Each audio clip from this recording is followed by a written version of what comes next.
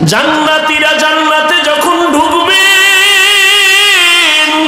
একটা জান্নাত পাওয়ার পর অন্তর চাইবে, হে মালিক,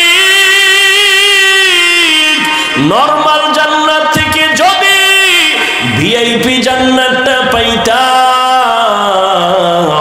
কলিজা ঠান্ডা হয়ে যাইতো।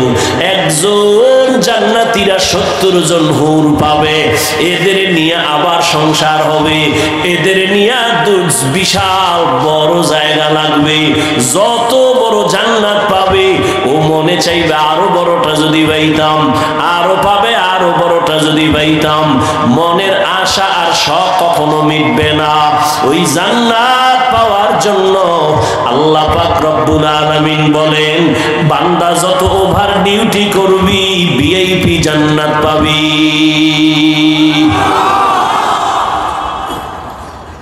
আর মুমিনেরা যে জান্নাত পাইবা তোমাগো খবর আছে।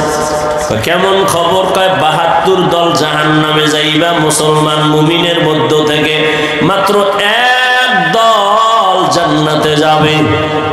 72 দল কথা হয় না, জাহান্নামী। এরা হিন্দু না, বৌদ্ধ না, সব কিন্তু মুমিন। খুব হিসাব করেন।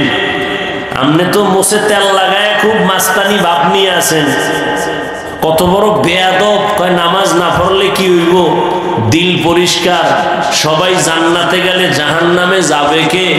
এত সওয়াব দিয়া হবে কি? এরকম বেয়াদব আছে না নাই?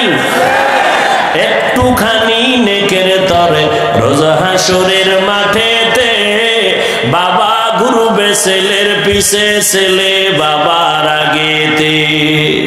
আহাতে মন কঠিন দিনেতে নামাজ তোমায় ভুলবে না, ঠিক মতো পড়িলে নামাজ জান্নাত তোমার ঠিকানা।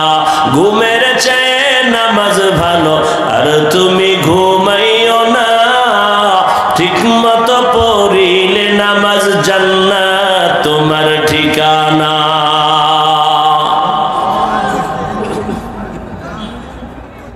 72 দল জাহান্নামে যাবে। এরা কি বেঈমান?